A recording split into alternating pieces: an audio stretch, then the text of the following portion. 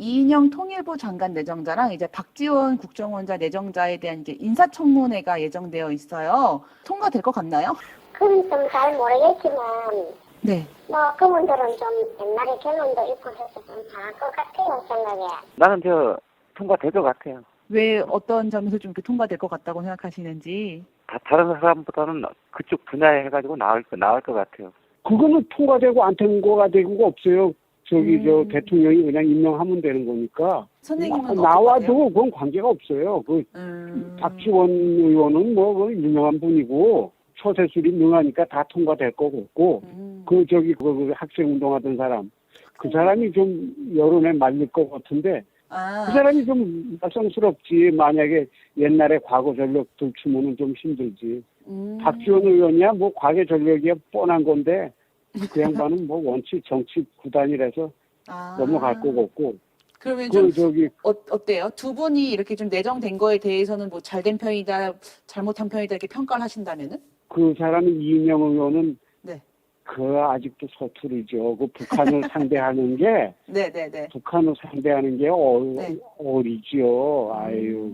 조금 그 걱정되시는 정도 부분이 능력 가지고 있으신가 봐요. 북한을 지금 국정원장 하던 사람 이번 네. 청와대 들어가신 분들 그런 사람들이 해야 돼요. 그런 사람들이 그 사람들이 능수능란한 사람들이지. 이인영 의원 같이 학생운동이나 해서 이게 서툴지. 네. 북한이 어떤 애들인데 그건 벌써 70년 동안 아주 거기에 갈고 닦은 애들만 거기 모아놨는데. 두 인물에 대해서는 좀 어떻게 평가하시는 편이셔요? 두 인물이 거기에 적당한 인물이기 때문에 당에서 내정한 거 아니겠어요? 무난할 것 같은데요. 지금 야당에서 주장하고 있는 것들이 의혹 제기하는 것들이 있잖아요. 그런 것들이 뭐 신빙성이 별로 없어 보이고. 네. 그러니까 예, 그래요. 슬기로운 조사 생활 인사청문회 편입니다. 이인영 통일부 장관 후보자, 박지원 국정원장 후보자에 대한 인사청문회가 각각 23일, 27일 개최가 되는데요. 이에 대한 의견을 나눠보도록 하겠습니다. 오늘도 남호균 보좌관님 그리고 황희도 의원님 나오셨습니다. 안녕하십니까? 안녕하세요. 안녕하십니까? 김창룡 경찰청장 후보자는 인사청문회를 했고 이인영 후보자는 자녀 유학 문제, 또 병역 문제, 아들 병역 문제가 문제 제기가 있었는데 이분에 대해서는 후보자 본인이 어느 정도 해명이 된 것 같다라고 이제 해명을 몇 번 했고 박지원 국정원장 후보자는 학력 문제, 또 재산 문제 등이 도마 위에 오르고 있습니다. 일단 다섯 분은 뭐 큰 문제는 없을 것 같다, 통과될 것 같다 이렇게 전망을 하셨습니다. 세 번째 분의 목소리가 좀 인상 깊었는데요.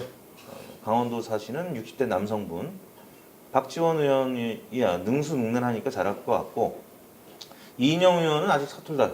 이인영 의원은 좀 걱정하는 모습 같아요.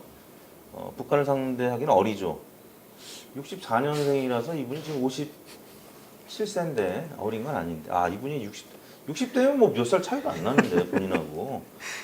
이인영 의원은 사실 4선이에요, 4선. 나이도 57세고 많은데 박지원 의원도 사실 4선이죠. 나이는 이분이 좀 많긴 하지만 일단 다섯 분의 의견 들어오셨는데 황 의원님 어떻게 보셨어요? 일단 뭐 요즘 100세 시대니까 그런 차원에서 이제 이분도 그렇고 전반적으로 좀 젊게 보신 거 아닌가 생각을 합니다. 그리고 밝아요.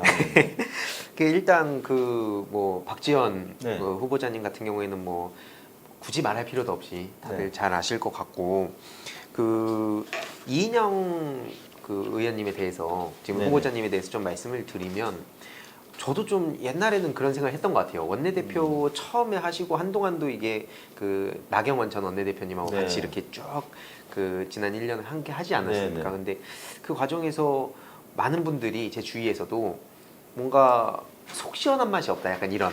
점잖아요. 네, 점잖고 그래서 이게 과연 잘할 수 있을까 했는데 굵직굵직한 그런 주요 법들 같은 경우에도 굉장히 자극적이지 않게 그런 협의를 잘 이끌어내신 걸 보면 저는 개인적으로 되게 많이 기대가 된다 이런 생각이 들고 아까 뭐 말씀하셨던 의혹에 대해서도 어느 정도 저도 좀 찾아보고 막 이런 상황이긴 한데 아직 청문회 끝난 이후에 또 자세히 알겠지만 지금까지 뭐 몇 가지 내용을 봤을 때 또 너무 가족을 건드리는 걸로 가면 네, 네. 이게 계속 국회가 변하지 않을 것 같다는 생각이 네. 들어서 그게 좀 우려가 됐습니다.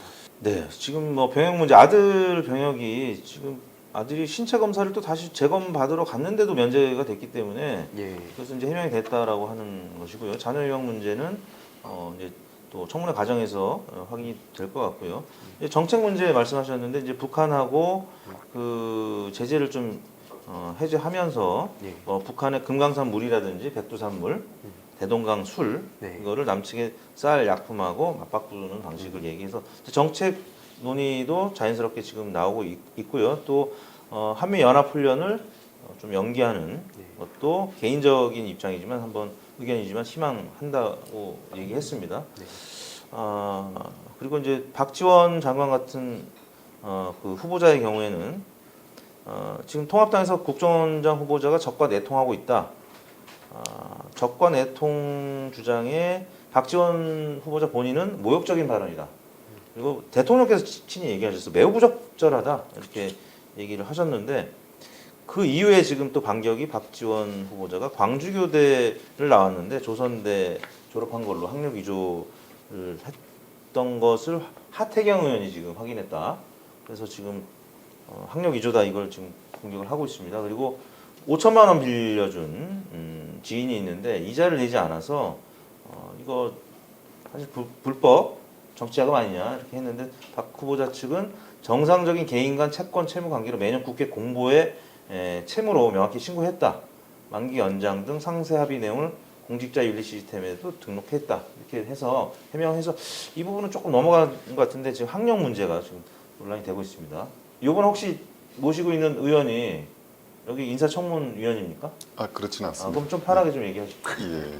근데 뭐 이 두 내정자의 뭐 개인적인 의혹이나 가족이나 이 주변의 의혹 이런 부분들은 네. 뭐 국회의원들이나 언론을 통해서 많이 제기됐고 거기에 대한 뭐 평가는 국민들께서 하실 거기 때문에 네네. 제가 뭐 굳이 또 언급할 어떤 네. 뭐 사안은 아닌 것 같고 다만 지금까지 우리 이제 인사청문 어떤 뭐 예전 과거 뭐 역사상 네. 현직 의원이 아마 인사청문 이 과정 중에 탈락한 경우는 없는 것 같습니다. 불패 신화. 예, 불패 신하니까 이번에도 뭐 무난히 이 정도 의혹은 대부분 통과가 됐어요. 예. 아직까지 뭔가가 안 나오고 있어. 예. 예, 그래서 이 정도면 통과될 것이다라는 의견이 5분 목소리가 나왔는데 두 분 뭐 의견도 비슷하신 것 같아요. 네.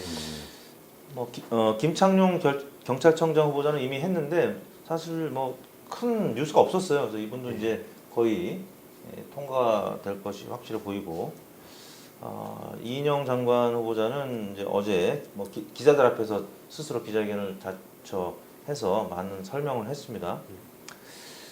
이제 박지원 장관이 조금 더 걱정은 돼 보이는데 아직까지는 뭐 이 정도면 통과될 가능성이 있어 보이는데 이 반대 목소리가 한 분 계셨는데 좀 셉니다. 한번 대전에 남성 80대인데 한번 목소리 들어보고 또 얘기 나눠보겠습니다. 통과에 가주지하고는 숟가락인데요. 그쪽에 훨씬 많은데 안 됐으니까 딸기는 그쪽 얼마서 뭐 총수답 시켜가지고 좀 넣으시려고 그러는 겁니다. 박지원 같은 놈은 지 할애비 지 애비가 전부 다 빨갱이로 하다가 그런 놈이 뭐 미국 가서 가발 장사하다가 김대중한테 가가지고 전두환 눈에 됐던가 그래서 와가지고 그냥 그래가지고 지금 무슨 정치 탈당은 무슨 탈당이 탈당이야.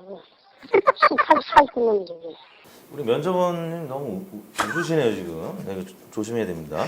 일단 대전에 사는 남성 80대인데 셉니다. 뭐 빨갱이라는 표현도 하셨고요.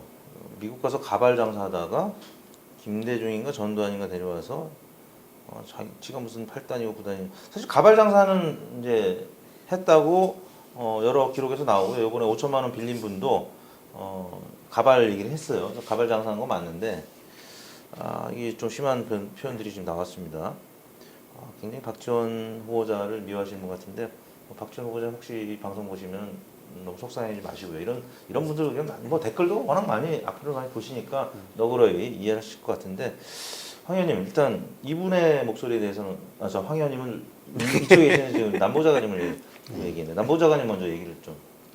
이분이 원체 뭐 시원하게 말씀을 하셔서 속으로 시원했죠? 저는 몸을 좀 사리겠습니다. 저는 뭐 이분이 개인 의견으로 받아들이겠습니다. 복합해 있어요. 이게 참 얘기를 술 한잔 들어가야 좀 얘기 좀 솔직하게 하는 편인데 이분이. 다만 이 지금 이런 이제 국정원장이나 이 통일부 장관은 아마 국회 동의를 필요로 하는 게 아니기 때문에 뭐 아무 이 해당 상임위나 인사청문위원들이 다 반대를 해도 대통령 임명하는 거는 뭐 법적으로 문제는 없습니다. 아, 그렇습니까? 예. 그러니까 국무총리나 이제 그런 몇몇 자리들은 국회의 표결을 통해서 동의가 돼야 되기 때문에 맞아요. 그래서 부결돼서 이제 임명을 못한 사례들이 있었는데 그래서 뭐 이 현역들은 뭐 대통령 국회가 인사청문 경과 보고서를 채택을 안 해도 네. 대통령에게 다시 채택하라고 이제 다시 열흘 범위 내에서 네. 날짜를 정해서 다시 뭐 이렇게 인사청문 경과 보고서를 채택해라고 했을 때 안 하면 그냥 임명하면 되니까요. 네네. 그래서 조국 장관 경우에 아마 그게 이틀을 줬을 거고 이틀 안에 다시 맞아요. 또. 경과 보고서를 내라. 추미애 장관은 4일을 준 것 같고요. 네. 대통령 둘 다 이제 물론 국회에서 안 왔지만 그냥 네네. 임명을 했죠. 예. 임명 강행을 그러니까 하죠. 뭐 인사청문 과정에서 엄청난 그 뭐 비위 사실이나 부적격 사실이 드러나서 여론의 압박에 의해서 맞습니다. 이 사람을 임명했다가는 정권이 위태롭겠다 네. 이런 정도가 아닌 한은 뭐 임명이 되는 거니까 그렇죠. 예, 예. 보통 그런 여론조사에서 상황이 한 60% 정도 이상의 반대가 나오면 스스로 낙마했거나 아니면 지명을 철회하는 그런 사례들이 있었는데 아직까지 뭐 현 상황 같으면 여론조사를 해도 비판적인 여론이 나올 것 같지는 않습니다.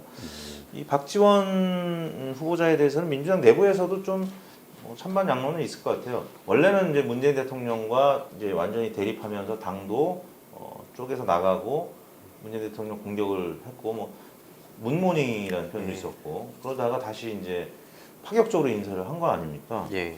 황 의원님은 처음에 임명했을 때 예상을 하셨는지? 저도 예상은 못했었고 네. 그 최근에 그 KBS 뭐 이 라디오 갔다가 네. 딱 나올 때 실물로 맞아요. 처음 뵀었거든요. 아. 근데 그리고 나서 며칠 있다가 이 소식을 보고 되게 놀랐어요. 아니 전혀 그걸 보실 몰랐는데 기회는 없었겠구나. 같은 예. 당이 아니었기 때문에. 예. 제 구독자분들 중에서도 네. 이 소식을 듣고 제 채널에다가 지금 안 좋은 댓글 많이 남기셨어요. 왜냐면 그 과거에 그 대통령에 그렇죠. 대한 그 좀 그 보는 사람에 따라서 맞아요. 도저히 받아들일 수 없다 아직까지도 네. 이런 의견도 있었지만 그럼에도 불구하고 지금 이 문재인 대통령께서는 그 뭐 여러 가지 차원의 어떤 계획이 있으셨을 거고 남북관계 예, 남북관계 예. 특히 그게 이제 중점을 두고 그렇죠. 이인영 후보자와 그다음에 그 박지원 후보자를 네, 네. 이렇게 임명을 지금 하시려고 하신 네. 상황인 것 같은데 중요한 거는 그거 같아요. 그렇게 돈 없는 어떤 비난을 받았는데도 불구하고 지금 또 앞장서 가지고 아까 그 주호영 원내대표의 네, 네. 그 발언을 그 이례적으로 지금 이렇게 맞아요. 직접. 직접 말씀하신 거 내부적절하다고 보면 말씀하셨죠. 예, 그래서 그런 거를 봤을 때 네. 어떻게 보면은 누구를 이제 임명을 하더라도 정치적으로 공격을 받아왔잖아요. 받을 수밖에 없다고 저는 네. 생각을 하고.